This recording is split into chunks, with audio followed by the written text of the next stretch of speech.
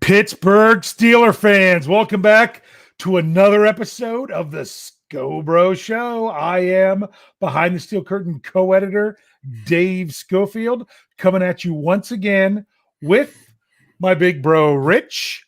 Rich, how you doing?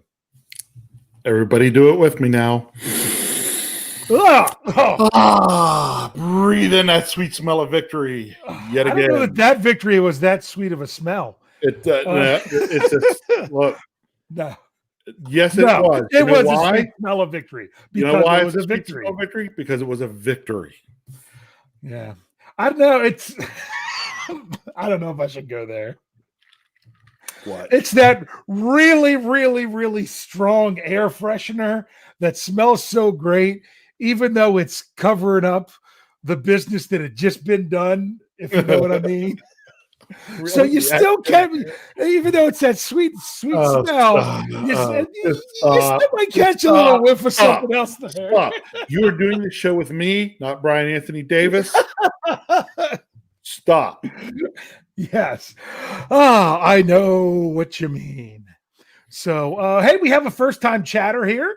Got to bring it up since it's his first time. From Aaron Smith, says longtime podcast listener, first time catching a live show. Welcome. I'm glad you're here with us. Hope we can have some fun here. Aaron Smith, didn't he used to play DN for us? Exactly. There is a chance there could be more than one, but you know what? I'm going to say that it's not. I'm going to say not. So we're going to say we're going to say that number 91's in the house. Not 91 in the house. So we'll keep living in our dreams. Rich, yes, it's a victory, and there's so many different things you can say about a victory. Believe it or not, though, I'm tired still. Well, I haven't recovered. You know what? I'm tired, but that's just because I'm tired. I'm tired because I dozed off this afternoon only to get an alert on my phone telling me that there was a roster move when the Steelers added Trey Edmonds back to the roster. So I kind of got interrupted from that. But you're tired just because it was draining. I'm tired. It was draining, and it was also that 4:25 game instead of a 1 o'clock game. So it took me quite a while to wind down from it. I was just going to ask you, do you need that wind down time? I do. And so I ended up watching, the entirety of the Sunday night game and then was still up and not able to get into good sleep for a little bit because I was still wound up from the game.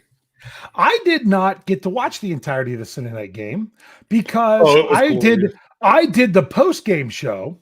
Right. And by the time I got done the post-game show and turned on the game, it was over. It was already 21-0. But that's not the game we're here to talk about. We don't care about that game. As nice as that game was. I will say this. So I have you guys on my phone watching the post-game show and the TV on mute watching the Sunday night football game. Yeah.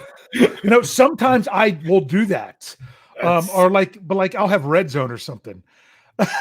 Oh my goodness. We just got $5 from our sister. Okay.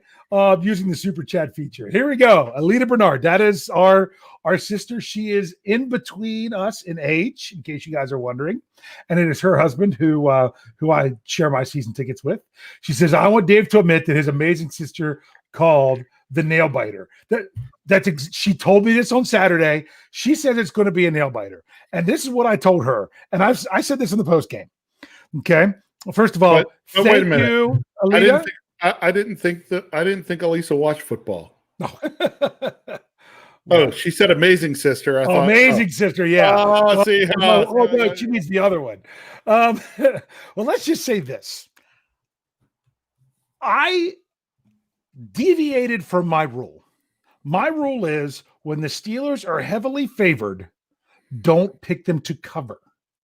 They just don't, because they don't care. And I don't blame them for not caring. It's not their job to cover. It's their job to win. So I thought I'm going to pick the Steelers to win, but not cover the huge 14-point spread. And then I did Know Your Enemy, where I filled in for Michael Beck last Wednesday.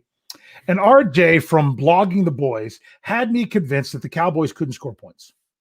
So I thought, maybe the Cowboys won't score points. So I picked the Steelers to cover, which I shouldn't have done, but I did, and that happens. But our sister, she called it almost exactly. She says it's not that they're not going to win, but I have a feeling it's really going to come down to it at the end.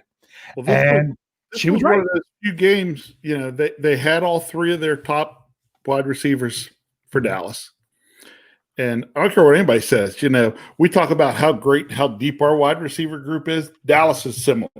Yeah. Oh, my goodness. They've got plenty of guys that can go get the ball. All they needed was somebody that could even, Yeah.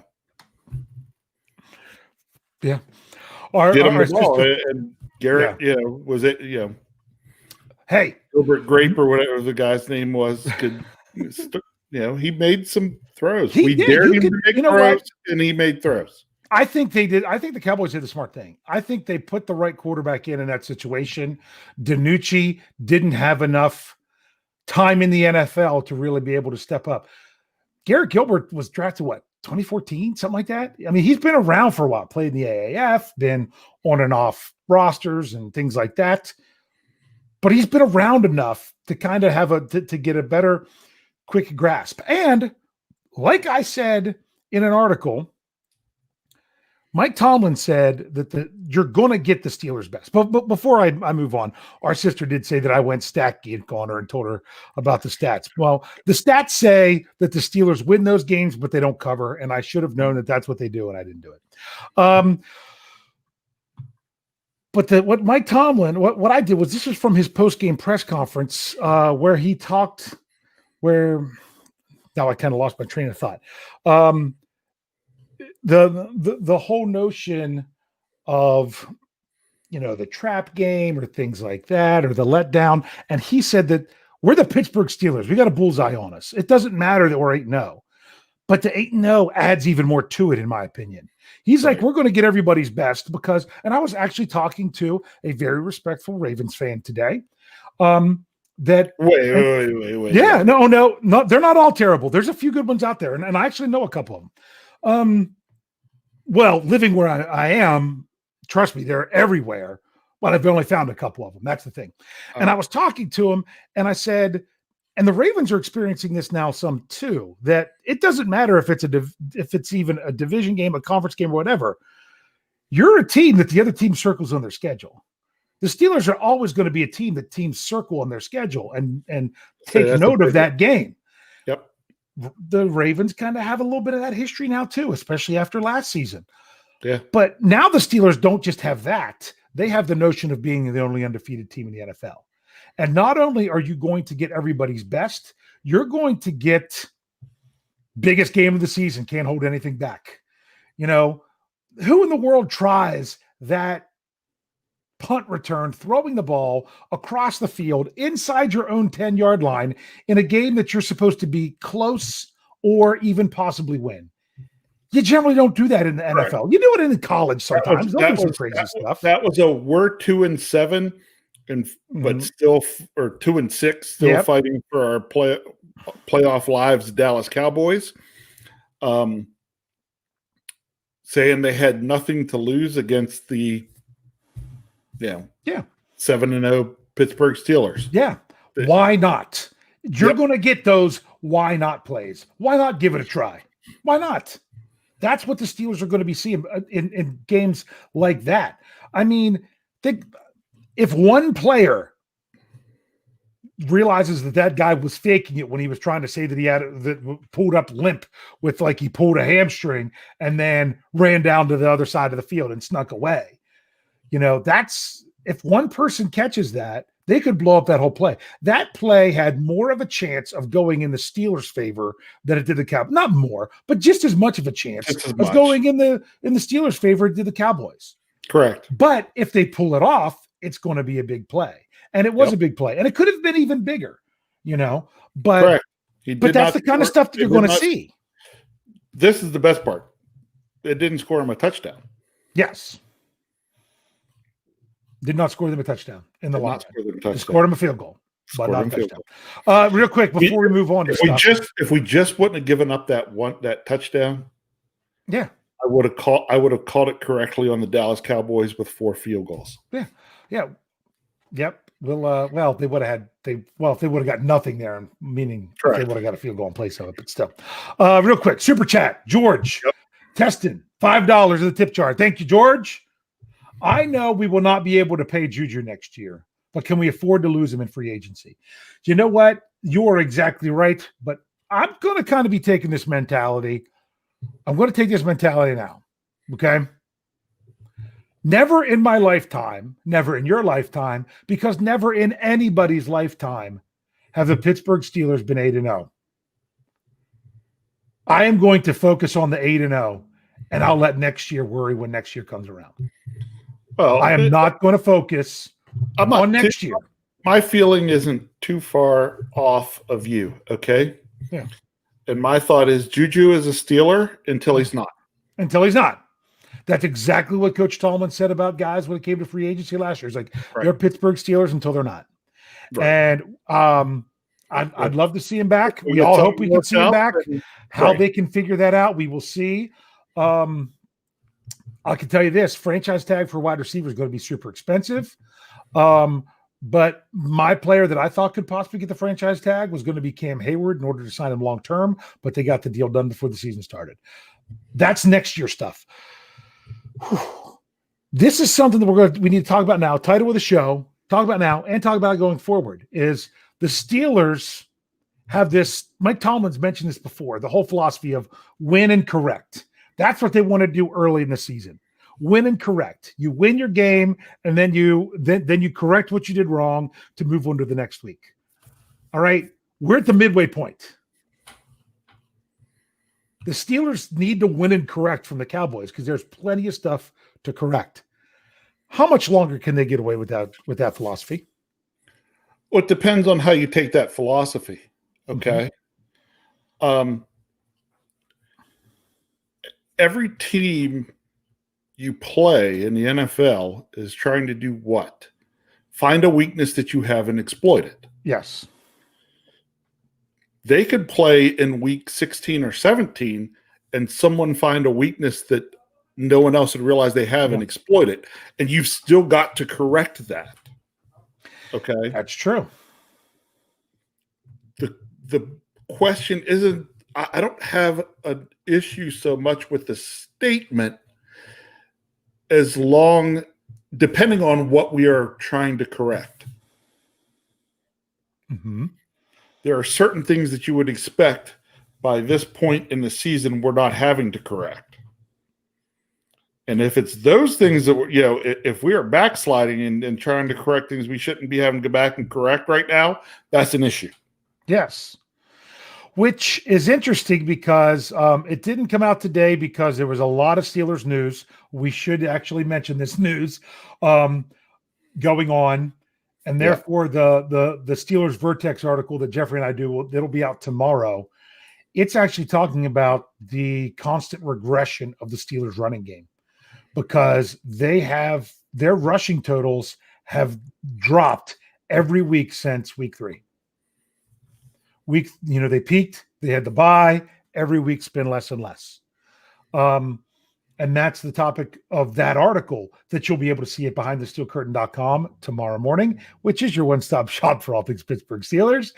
I'm sorry, it just comes out now without even thinking about it. I know. So that's one of those things. If you're talking about, the Steelers need to fix the running game. If you're talking about something major like the running game, that's not a week 17 fix. No. If it's like when the Steelers are in 11 personnel, they need to do a better job of getting the slot receiver. You know what I'm saying? When you're talking about something specific like that, that's different. If you're still talking about glaring problems, now I don't know that the Steelers have a glaring problem other than the running game. I think that's one of the biggest problems they have. I mean, they've even made some great in-game adjustments for things they found as weaknesses. We were playing Baltimore last week, and they were up jamming our receivers on the line, and we came out second half and started stacking receivers so that the second guy could get pretty much a free release. That's even done in-game, that kind of correction. But you're right. Yeah. The running game cannot continue to be an issue. Now, and the answer is not to abandon it. The answer is to fix it. Now, in order to win the game, the Steelers have abandoned it, but they've done that a couple times now. But as you need to fix it, you might have to check out Vertex tomorrow. I don't want to gloss over the news going on with the Pittsburgh Steelers. We've definitely got to talk about this. It all started yesterday with the announcement of a player going on the COVID-19 list. That there was a player. The announcement came out that a player tested positive for COVID-19. They were going to be going on the COVID list. Then we had to wait and see who it was.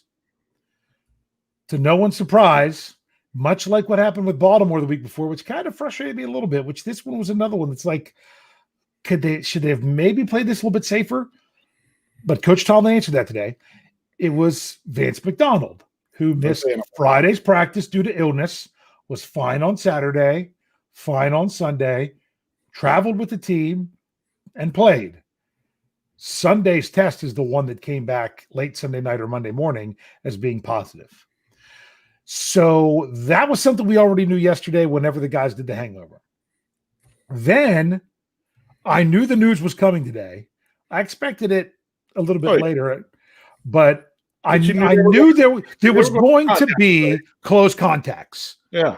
And my concern was because the Steelers had traveled. So you're talking plane ride there, plane ride back with a player doing everything with the close contacts. I was expecting double digits. I was. Come on, you're a Steeler fan. It's not oi. Yeah, it's yoy. Yoy.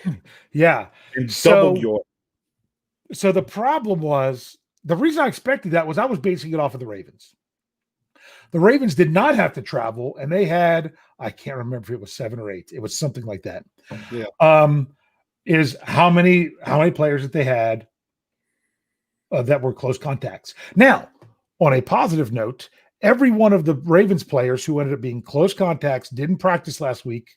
None of them tested positive, and they all rejoined the team Saturday. And hopefully, they said that none of them have tested positive since. So we're hoping that's what's going on. But the 4 close contacts were Ben Roethlisberger, which is the big one, but also not surprised because him and Vance are tight. Vince Williams, that one was interesting.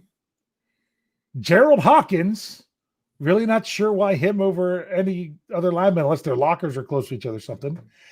And here's another one that I found surprising was Jalen Samuels. Yeah. The reason I find Jalen Samuels interesting is he was before Vance McDonald, he was the last Steelers player on the reserve COVID-19 list. He was on it in training camp and was the last player to come off of it just less than 3 months ago. So that's interesting. That I don't know what their rule is for someone if they tested positive, if they don't feel that they could test positive, because I know the CDC at one point their guidelines were 90 days. That once you test positive, that they don't believe that you could contract it again. I haven't looked for updated numbers with that, so I don't know for sure. But those are the 4 players. So that was interesting. Did you remember that about Samuels? That he had already been on the list? Yes, I knew he was on the list, but I didn't realize he was the last one. He was the last one to come off of it. Off the list. It was him and James Washington, and then another player. Arian Springs was the first one on there for the Steelers, and then he was released after he came. Yeah, I knew he'd been on the list, but I didn't realize he was the last one that had come off. Yeah. So Mike Tomlin, hopeful that Ben's going to play. He actually said something. I think Michael Beck's going to expand on this for an article for tomorrow. Is that, and he didn't mention the knees. That the report came out that it was both knees that were injured on Ben Roethlisberger. As long as he doesn't have symptoms and as long as he doesn't test positive, do you think Ben Roethlisberger forced to not practice all week? You think that could maybe even be a blessing in disguise? Yes. No, not saying that he's not going to play. Definitely want him to play. Don't think that I'm saying that. You want him to play. But do you think being forced to not have him on the field, could it hinder the Steelers? Absolutely.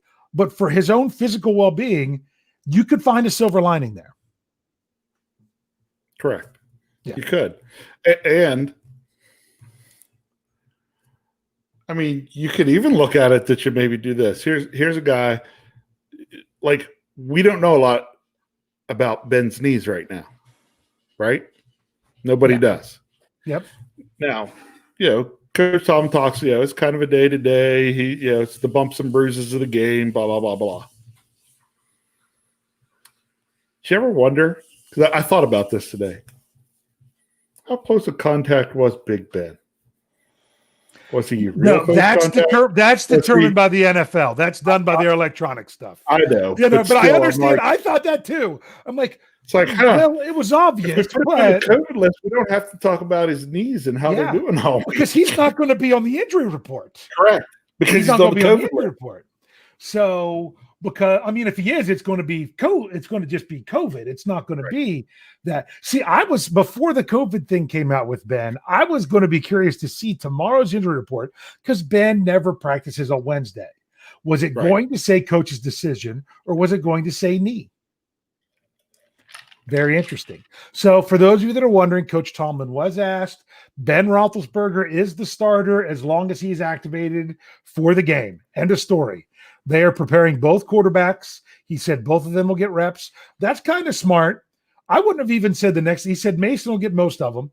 I would have even said that. I'd have left it wide open.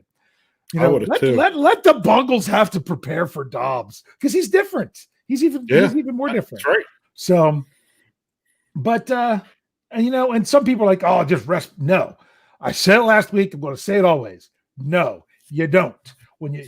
Unless you literally don't care if you win the game or not, you don't rest your quarterback to get them more healthy because you were, like I said, Kansas City 2015.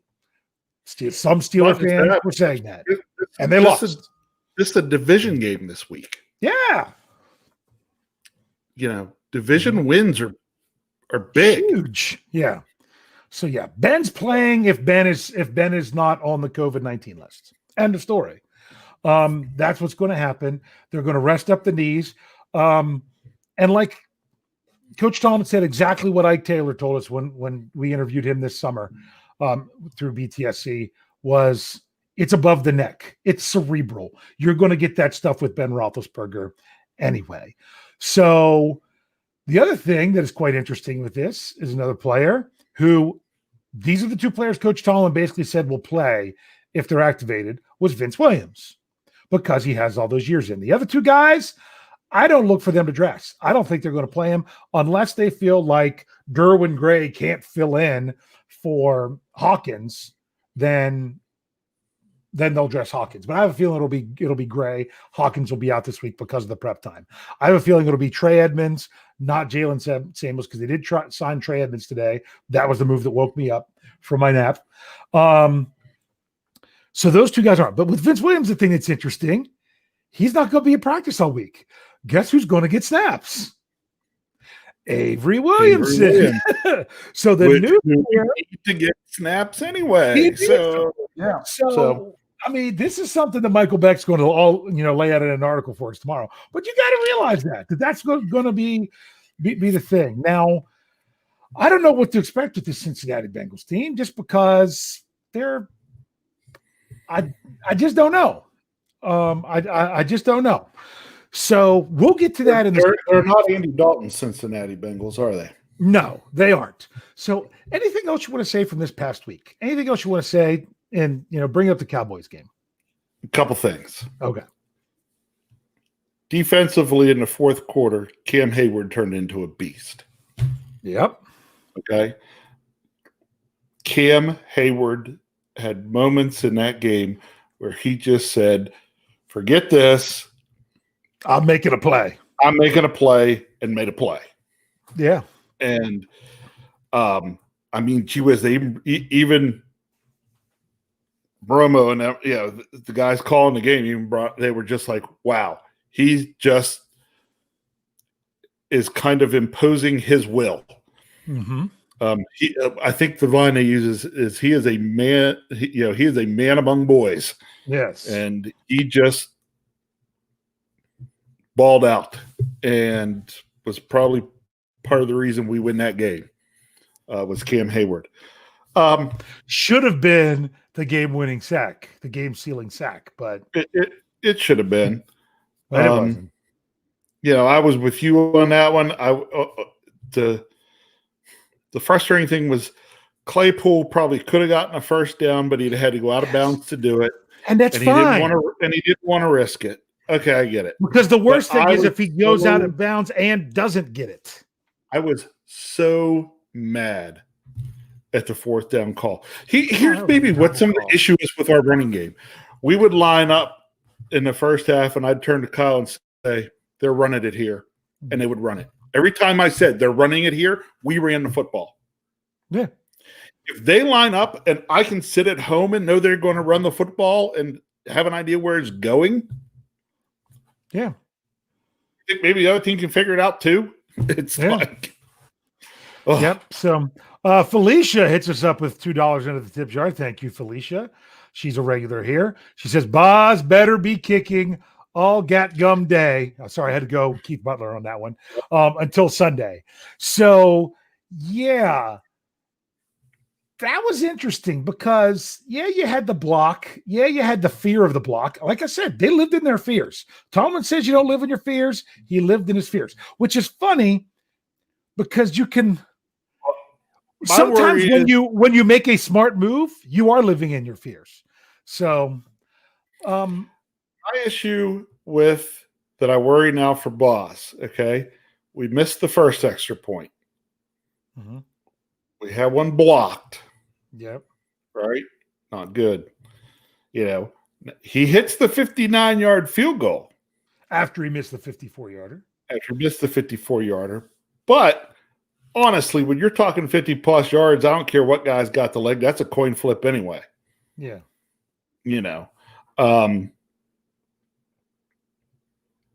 But I got to worry, does last week get in Boz's head a little bit? That's what I worry about. It all comes down to his next extra points. And the Steelers kicking that field goal, if they would have kicked the field goal rather than gone for it on fourth down, it was an extra point. I know. It was an extra point. And, part of it was, there's still a lot of question of whether or not they should have been penalties on the Cowboys. Like I said, my understanding is you can jump over the center as long as you don't contact them. Right. Now, here's one of those corrections that Coach Tomlin is talking about, okay? Mm-hmm. When they're working special teams this week, I hope they work with Cam Kennedy. Snap the football and raise up. Yeah. Because if he raises up and that guy hits coming over him, it's a penalty. Yeah. Yeah. Well, that's a good point. The higher he gets, the harder it is to not contact him. You are right. That's a really good point. He needs to make himself. But here's the other thing that bothers me. I want to go back. It's funny. As much as I don't want to see those plays again, I want to go back and look at them. I just haven't had the time. But for someone who, I was the reserve extra point kicker, but we ran a muddle huddle for 2 years where we would go for two if the team didn't line up right for it. So therefore, I was already lined up to block because they needed me to block. So therefore, whenever we then came over to kick the extra point, I was already on the line of scrimmage. Therefore, if you're going to block, what do? Just like a punt. All the big guys, you're all blocking in. Why was there such a gap? It seemed like there was just an obvious gap between the long snapper and the next guy's out. Those guys should be blocking in, not out. I was always told, never block out. Never block out on the extra point, on the field goal. If there's nobody to your inside and someone to your outside, don't block out because they might be setting you up in order to try to sneak past you. Always block in, even if there's no one there. That's what you do. And it seemed like there was too much of a space there that someone could leap in. So the blocking needs to be worked on with that. So that's something we'll see. Right. There's stuff on those field goals, extra point. Those are things I'm hoping to see they get worked out. We'll see. Yes, it is. To me, those are the kinds of things, Coach Tom was talking about when he says, get the win, correct our mistakes. Those are the kind of mistakes you're correcting. Things where I can see what that is my guess is the guys from Dallas looked, they caught a tendency. They said, we can try this. Yep. And it worked. Now we got to fix the issue so other teams can't try it. That whoever's on that side of Canada isn't blocking hard enough to the inside. So that's that. Other things. I felt that the special teams were inverted from what we got earlier in the season. It used to be, the coverage is great. All the returns are great. All the field goal kicking is great. The punting, I thought the punting was good this game. Oh, yeah. But the coverage and it's everything else, wasn't it? I mean, that one was a long return. Like Barry, the one before the long return, I think they said he kicked was 57. And I think the one where they did that return was even longer. I'm telling you, that he booted that thing. 60 plus. That thing was crazy. Wonder if he was aiming for the Jumbotron. Remember, that's what punters would always do in Dallas. Yeah. I almost forgot about that till just now. Yeah. But it's right. Barry kicked well. We didn't cover as well, which I hope we had that corrected. Yep. No excuse on the short, on the kick. I mean, Boz put that ball right where he needed to on the kickoff from the field. We're kicking off from, yes, there should have been. Yeah. There were several penalties that were obvious and missed. Sorry, I don't know. I saw at least twice. Again, blatant, ridiculous holding on TJ Watt that they just refused to call. I know. I didn't think you could actually, bear hug a guy, pick him up and carry him somewhere and be allowed to do that, I know. I know exactly what you mean. But see, here's another thing. You got to remember, we're like, oh, man, they let the Cowboys in it. They were announcing. The closeness of this game, obviously there's special teams. Let's take it out of it. Do you put it more on the offense or the defense? Put what? The reason this game was only decided by 5 points and not more. Is that on the offense? It was on the offense. Yeah, it was. Yeah. Well, I put it on the offense and the special teams. Yeah. Well, I said take special teams out of it. So right. Yeah. But I'm looking at it all. It was the offense and the special teams. The special teams put the defense on some short fields, which gave up some points. Yep. Right. Mm-hmm. The offense was behind from the start and the defense wasn't getting much time to take a break over there. We talked about it last year, that getting to our defense later, especially later in the year. Those guys had just played so many snaps without much break because you had so many 3 and outs from the offense. We'll get it. Yeah. So it's kind of with the defense, it's only the 3rd time this season they've held a team to under 20 points. So they held the team under. Generally, you hold a team under 20 points, you can win the game. Yep. And they did that. They held them only one touchdown. And to be fair, the offense did their part then. Yep. Eventually, they got, the defense held to under 20. The offense scored more than 20, and we won the game. And the offense scored 6 points off of turnovers. Correct. So 6 points. Yeah, they took those turnovers and did get some points from them. And really, you think about it, we talked about the Steelers at Magical. They'd been 26 or better. You realize they were only 2 points off from that. Yeah.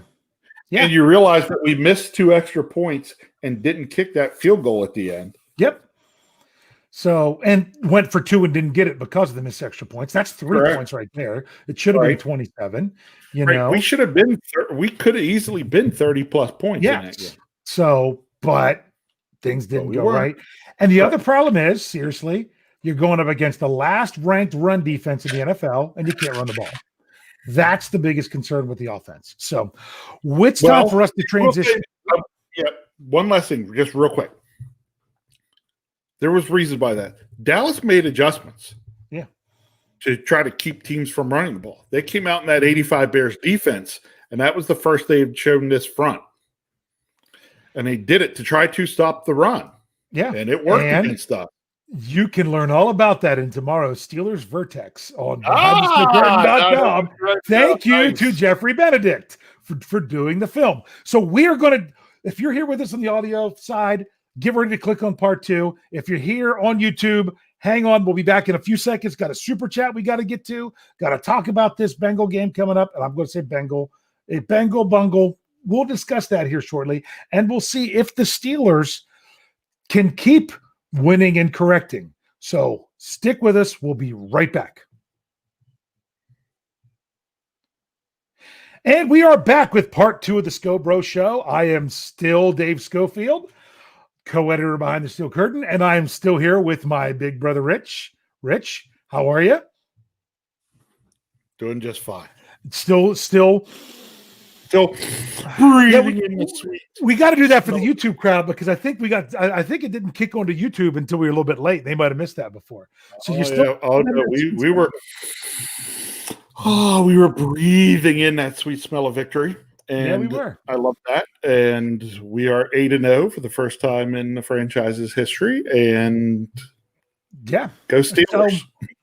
Exactly. And we're going to talk about that in just a second. But I do want to bring up, we have a super chat here from Just Me, $5 in the tip jar. She said, just for being you. Love this show. Just Me. Thank you so much. We really appreciate that. And throwing that into the tip jar. You guys are the reason that we do this. If you guys, well, you and I would still talk about Steelers if no one was listening, but it's so much better to have you all here. I find it funny how people like this show because honestly, like a few weeks ago when you were up here to visit, this is me and you just sitting around the house talking. Yeah. Yeah. I mean, it really it's is. Like we did the show for 3 hours. we sit and geek out over football numbers and talk about things and, yeah. Yeah. So the Steelers are 8-0. They are. They're 8-0. I mean, never happened. This is like I said, when people were talking about stuff with next year, yes, we do need to worry about next year eventually. But nothing compares to 8-0. Steelers need to be living in the moment. Steeler fans need to be living in the moment. Now, I understand the confidence. I know Jeff Hartman gets a fan confidence poll that he does an article on every week. I'm sure fan confidence is probably going to bottom out on this one. That they're going to feel supposed to crush the Cowboys. The Steelers lose to the Cowboys when they shouldn't. That's just they're another one of those teams, if you know what I mean. Kind of like the Denver Broncos, kind of like the Oakland Raiders. Some of these teams that they shouldn't. It's not an excuse. Cowboys, because of what went on back in the 70s, the Cowboys are always up to play the Steelers. Yeah. The Steelers are there with the Cowboys, and typically it doesn't matter how good either team is, it's almost always going to be a pretty close game. Yeah. Yeah. So it's going to be it's kind of like this. Okay. Would you rather be 8-0 and just kind of cruising?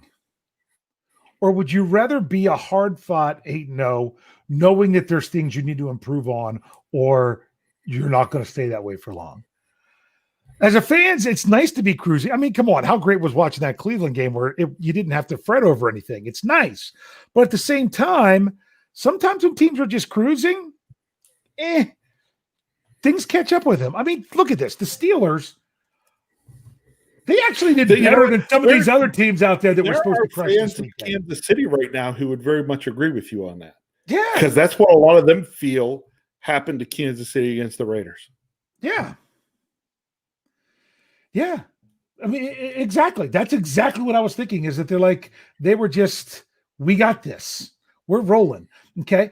But the Steelers, from the teams that were supposed to win by a bunch last weekend, they actually won by more than some of the others. I mean, Kansas City was favored by a lot. I'm thinking they were 13.5. Were they 13.5 over Carolina? Yeah. It was something like that. It was a big number. I don't think it was as big as ours, but it was big. It was double-digit number.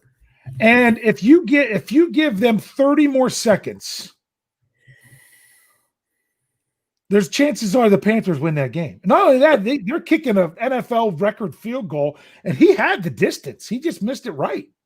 Yeah. I mean, that's how close Kansas City came to get knocked off by Carolina. Then you got Monday night, where that almost knocked out a quarter of who's left in the Survivor League. There's 38 people left now. And that's because a lot of people would pick New England to win that game Monday night. And they really shouldn't have. I mean, other than the fact that they took over at the end and kept Count Flacula off the field. I mean, he ran, 4 plays in the fourth quarter? Yeah. Leave it to Joe Flacco to pull defeat from the jaws of victory. Yes, exactly. So I was like, I was like, you're kidding, right? So, yeah. But not only that, everybody was picking, in the favored Tampa Bay game on, Sunday night. You know what? You know who did not pick that one? Well, what's hilarious is all the picks prior to the game, I'm sitting there, Cody Dungy and Rodney Harris and everybody, and even all the fan, because they do a fan vote, everybody picked the Bucs, and they got crushed. Yeah, I mean, and you know who didn't pick the? They didn't just lose; they got destroyed. Yeah, you know who didn't pick the Bucs? Now, granted, this was against the spread, but you know who didn't pick the Bucs? This guy. I only got like 4 games right all weekend, and I should have got the Steeler one right, but I didn't follow my rule, and that was big point spreads. I don't think I did it for Kansas City either. I think I missed that one, but I got Sunday night and I got Monday night because I picked the Saints to cover and thought they would probably win, which they did, and I picked the Jets to cover that game because I'm not sold on New England, so it's just one of those things that I mean, it is what it is. So now the Steelers go ahead. The Steelers didn't cover, and everybody gets reeled down on a team. Yeah, we do it as Steeler fans. I've seen plenty of other teams do it as well. That when their team is favored big and they expect a blowout and they don't get it, people get very disappointed. Yeah, and think that things are tragically wrong because we didn't destroy somebody. Yeah, I've never really bought into that because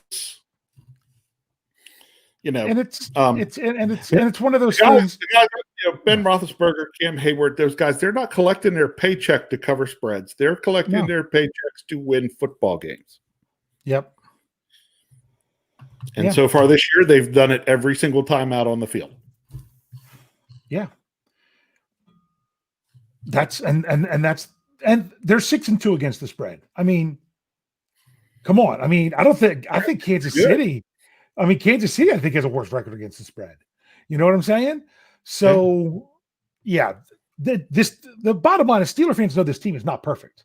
Steeler fans know that this team, you can try to exploit this team, but what you're going to get, and I think you're going to get it again this week in Cincinnati, which I should roll to it. The Steelers need to continue to win and correct. They're going to see things. Do I trust the coaching staff in Cincinnati to really be able to figure out stuff like some of the ones that the Steelers have just played?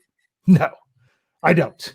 Okay. Right. That's not, I mean, they're not bad. They're not, I can't even remember the dude I almost said the Browns coach, but they're not bad, but it's not like you're going up against Andy Reid, that's one.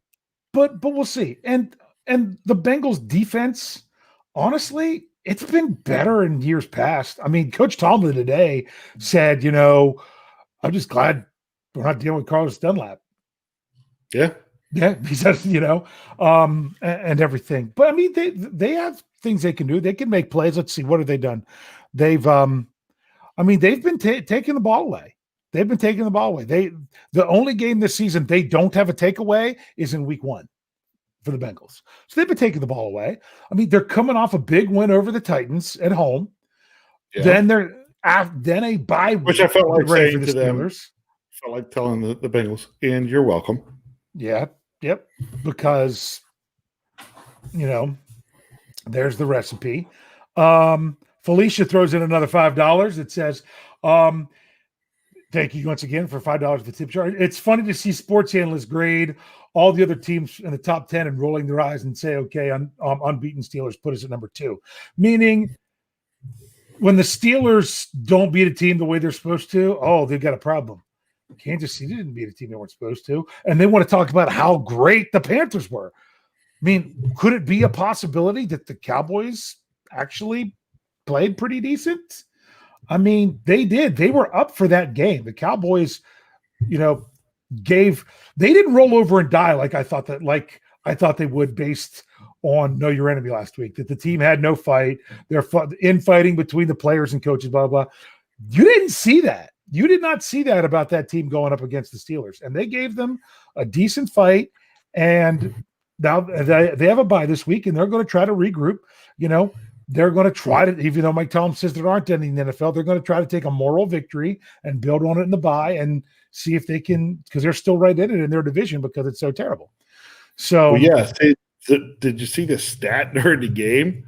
Going into the game last week, Dallas had a higher percentage chance of winning their division than the Steelers had of winning their division. Well, and that's what's going on right now, is that the Philadelphia Eagles have a higher chance of winning their division than the Steelers. But that's because of based on the records and the schedules left. And I mean, my goodness, the Steelers have the Ravens in their division. It's still a toss-up between the two of them. If the Steelers drop one game,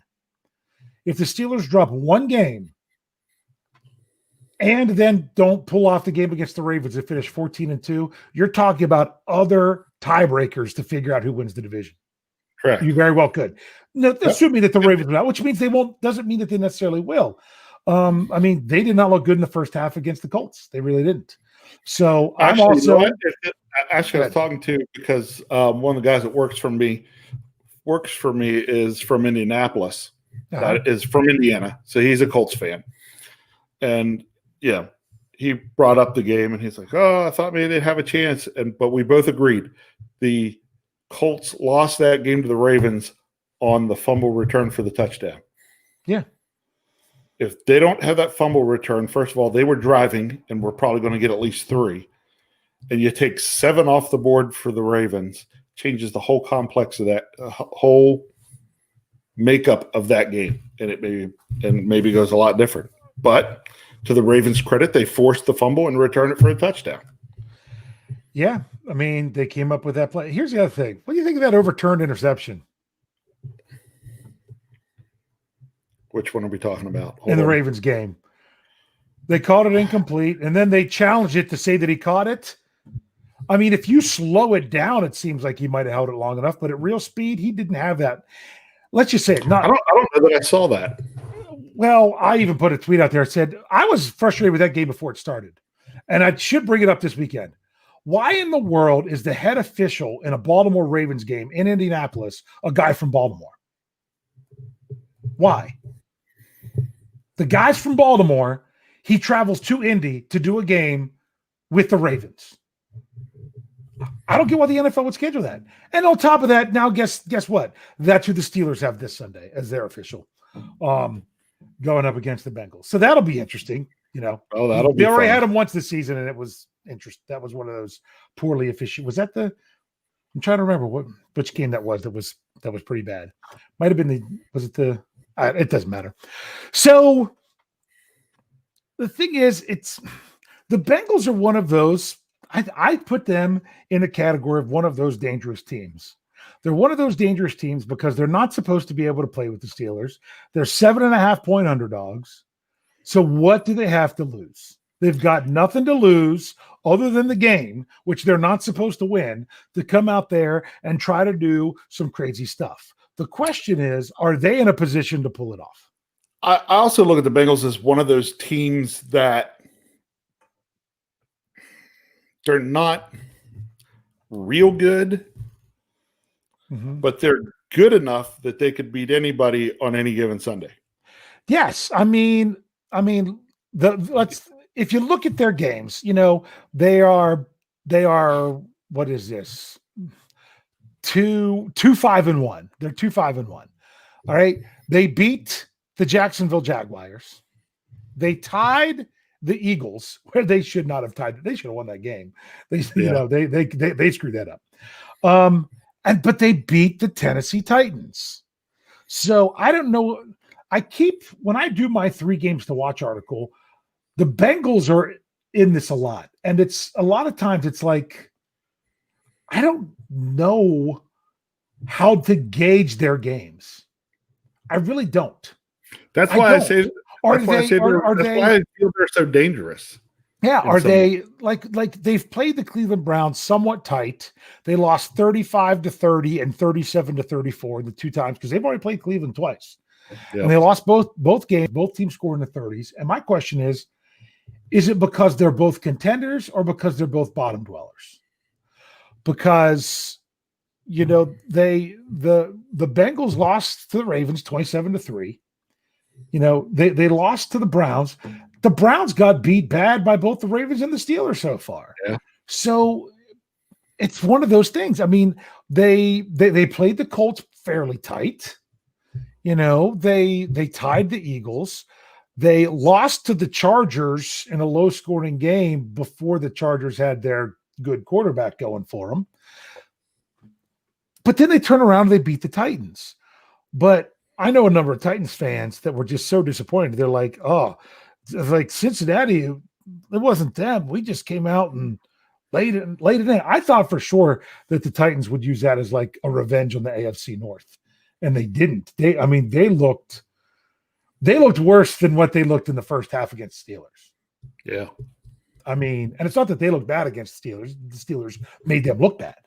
So I can't figure out Cincinnati. I don't know, so the Steelers need to continue. They have to correct some things going into Cincinnati, and they need to try to come in and win and correct yet again, because they still have enough problems that they're not going to be able to correct everything. So it's kind of interesting. Oh, yeah. Wow. Go ahead. Nothing. Oh, is there stuff going on in the live chat? I haven't been paying attention. So just pulling up the super chats when you get there. So it's very, very, very, very interesting to see how this is going to go. So Rich, we're getting closer to the end. So we're going to do our thing that we do. That thing we do. And that is, we're going to get your prediction. I'm glad I saved mine till Thursdays because I still don't know my exact score that I'm going to be going for this one. So you're going to be giving your prediction. Once you give it, I'll put the thing out in the live chat. Don't jump the gun, live chat, because we're not going to put them up there. Do you want to say anything about the game before you actually give your score prediction? Anything else? My score prediction is going to be totally on the fact that the guys we have on the COVID-19 list come off the COVID-19 list to play Sunday. Because if not, I mean, that's going to change the line big time as well. Oh, yeah. I'm wondering, I should check that. So in terms of the I wouldn't be surprised if they took the line away from that game because it's Ben Roethlisberger. In terms of the keeping this with what I put out there during the staff predictions story that comes out Sunday mornings. Is that when it goes out? Yeah. I may change between now and then, depending on how things go out there. But I don't know. You have to make your pick so early. You're allowed to change yours. I know that, and I don't think about it until right as you sit here and say, "Oh, now you're going to make your pick," and I'm like, "Oh, okay." 30-13 Steelers. 30-13 Steelers. Yeah, that's. Actually, you know what? I already know I want to change that. Yep. Okay. Go ahead and change it. 30-19 Steelers. 30-19. 30-19 Steelers. 30-19 Steelers. Yes. So, with that, I am now going to put this out there. Once you see it in the live chat that I've said scores, I will be looking at them. So if you put it in there already, I'm not going to do it. You're going to have to put it in there again because we got in there. Ryan Kellerman has 30-24 Steelers. I'm assuming these are Steelers when people put in scores unless they tell us otherwise. We get Steeler Chick with a 24-14. We have Andrew with 28-24 Steelers. Sees this one as a bit of a close one. Gyro has 24-20 Steelers. XNEB has 24-23 Steelers. Here we have some jabroni Bengals fan. The troll. The Kyle, troll. if you're out there, go hunting. Yeah, that's probably going to get put in timeout if he doesn't stop using all caps. It has Bengals 38. The funny thing about that is someone that thinks that they're going to put up 38 points in the Steelers defense. That is someone who obviously haven't watched Steelers games this year. Christopher says 24-17 Pittsburgh. He says, Pitt perfect. Okay. And all these, everyone's saying this because Andrew says this, and I think we're all saying this. Assuming Ben plays, 35-28 Steelers. I still think 28's a little bit high there. Kyle from the other room, or is he in the same room there? I think he's downstairs. He's downstairs. He's probably in bed watching on his phone. 33-17 Steelers. Okay. Brett I don't know. 36-24 Steelers. Okay. Steelers territory, Louisiana Purchase. 13 Kittens, 35 Steelers. So, I'm surprised we haven't seen more Bungles. Okay. See, you like to go Bungles. See, I love to go all Pittsburgh dad. This, the Bengals, crying Bengals lady. Crying Bengals lady. So double HH 33-13. That's not bad. Chase Wilkinson, 28-14 Steelers. Tomer has 35-27 Steelers. Okay. Here we go. AJC 31-24 Steelers. Thaddeus is going 19-17 Bengals. Thaddeus does make it into the live chat after all tonight. I didn't know if he's in there earlier. Oh, he's been there a whole bunch. Okay, he reached out to me earlier to ask me a question this morning and said he might not. I already saw there where he said he missed some stuff on Sunday because he was dragging a deer out of the woods. So. There you go. Cree has 27-19 Steelers. Solarverse. I need to. I had to talk to Solarverse. I got to get in touch with you later this week. 31-9 Steelers. Okay. Overtime Dad. That's a new name I haven't seen in here. 35-28 Steelers. Thinks they jump out early, but Burrow tries to come back in the end. That's a good question. How do you think it plays out? Do you think it's what the Steelers have had to do the last couple of weeks and come back, or do you think it's going to be like against Tennessee where they jump out and play with the lead? I don't really know about that one. I don't know. But he made a call that how he sees it. Yep. Javier says 24-20 Steelers. Mark says 28-10 Steelers. Yeti, I wonder if this is a shout out to Brian Anthony Davis's 2 a.m. stories. He says 27-19 Steelers. Youngin has 30-17 Steelers. Then it's funny. The great one changed his pick to 38-24 Steelers because he didn't put Steelers. Yeah, I see that. So because we said if there's only a score, then it's going to be Steelers. Only a score, then we assume it's just the Steelers. Yep. So yep, he wised up with his pick there. So then Jason Kirkland has 28-23 Steelers. So then we have Steelers Pittsburgh 27-17. Sean has 27-13. Shield 91 27-20. Let's see. We're getting some other predictions. Then you got Mean Joe 34-20 to Steelers. Hold on, I got to send a quick message to my son. Kyle, don't forget. I skipped. Okay, go ahead. Kyle, don't forget the crayons. Don't forget the crayons. There you go. Sports highlights 26-20 Steelers. So let's toast media. 29-17 Steelers. Claypool with 2 touchdowns. Interesting. Mark has 27-17 Steelers. That was the one we already saw. You know what? What do you think? What do you think of Tony P? 69-42 Steelers. Okay. UT local bands 38-17 Steelers. Johnny Gold levels 20-6 Steelers. That's an interesting score. Okay. That actually is an interesting score. So I'm getting because here's some of the same people. There he says terrible towels 35, Bungles 13. Okay, I'm getting some people doing the same score in there over again. Robert has 26-13 Steelers. So some of these are pretty interesting. But Felicia, 21-28 Steelers. Don't know if I'd caught hers before. So with that, some very interesting ways that this could play out. I wish Jefferson Hartman was in here tonight. Oh, really? Yes. Yeah. You realize he'd be having some fun with the person typing in all caps. Mm-hmm. Yes. So, I will let that person know. Yes, we know, Jefferson Hartman knows who the quarterback of Cincinnati is. It's Mr. Tiny Hands. Mr. Tiny Hands, yeah. So that's the thing. You got to worry about that Steelers pass rush. Knocking that ball out of little Mr. Tiny Hands, and there. So very very interesting.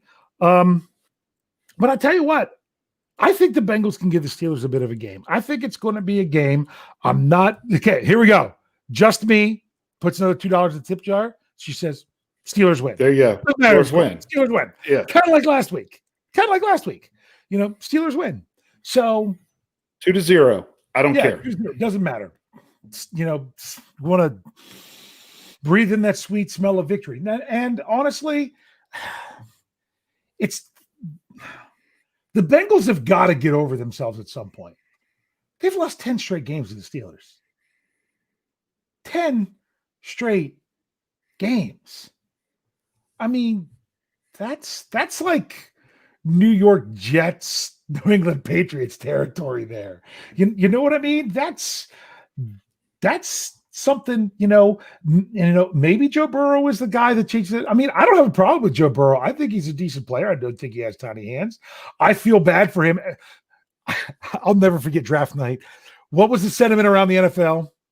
Everyone feeling so bad for Joe Burrow because he had to play for the Cincinnati Bengals. Yeah. So that's the thing. He's making the best of it, which is interesting. So it is what it is. Rich, anything else you want to say before we head out of here? No, just as long as the Steelers win this weekend, I'll take a win, even if they do shave another 2.5 years off my life. It'll be worth it. Yeah. I mean, I still got some more numbers breakdown going into this game to make sure I have it a little bit better. That's some stuff that I'll be doing on Stat Geek, which is the audio podcast that comes out audio only on Thursday mornings, which makes sure if you're here listening on YouTube and you haven't checked out the audio only, you got to make sure you're subscribing to Behind the Steel Curtain wherever you listen to your podcast, because you're getting everything. Like today, Jeff Hartman he did a short podcast about Mike Tomlin's press conference. Michael Beck does it for the press conference after the game. On Monday, we had the Vance McDonald breaking news podcast. We have audio only podcast stuff that goes out in the morning with Jeff Let's Ride on Monday, Wednesday, Friday, and the live mic on Tuesdays, and my Stat Geek on Thursdays, and the Touchdown Under from our blokes from Australia on Saturdays. Then you got all the YouTubes. Oh, I forgot other audio only shows. The Steelers pregame with Brian Anthony Davis and Cliff Harris is still a punk. So we have all kinds of options and things out there that you can. So make sure you're subscribing there. We've moved up to the number 2 podcast platform on all of SB Nation, not just NFL, all of SB Nation. That's nice. So yes, it's and that's thanks to you all. So make sure you're out there. Make sure you're giving us a thumbs up. Kathy wants to know: do we have an enemy? Oh yeah, we have an enemy. Yeah, don't be the know your enemy tomorrow night. I think I think they might even have more than one person. I don't know. It might even be 2 different people, one for half the show, one the other. I don't know. I know that was floating around as a possibility. You're going to have to tune in to see how they end up doing it. It's not going to be me. It's going to be back to Michael Beck. He had to travel for work last week, but he is back in town. Well, not our town. He's back in Vancouver, ready to go again. So make sure that you are liking the podcasts on YouTube, giving those 5-star ratings on where you listen to podcasts if you like what you're hearing, and go in and leave a review. Jeff Hartman, I don't know. I haven't checked him recently. That's been his job, that he's supposed to read those Thursday nights on the preview. But make sure you do that and check out BehindTheSteelCurtain.com. It really is, as Brian Anthony Davis says, your nonstop shop for all things Pittsburgh Steelers. So that's everything. Rich, let's come back and smell another victory. 8-0. Hey, we're over the hill. Over the hill. Correct. Correct. And we cannot have a losing season. It just can't have another losing season. It smells great. Yep. The biggest thing to me is that the Steelers get to go back to Heinz Field. That was a really pretty tough road stretch they had there that wasn't supposed to be when it was. So they overcame it. They still won. They got to keep rolling. So with that, we will be back with you. Make sure you check out all our live YouTube shows. They go from Saturday through Thursday. If you can get the notifications when they're going to come. So make sure you check us out, and we will see you next Tuesday. Can't wait.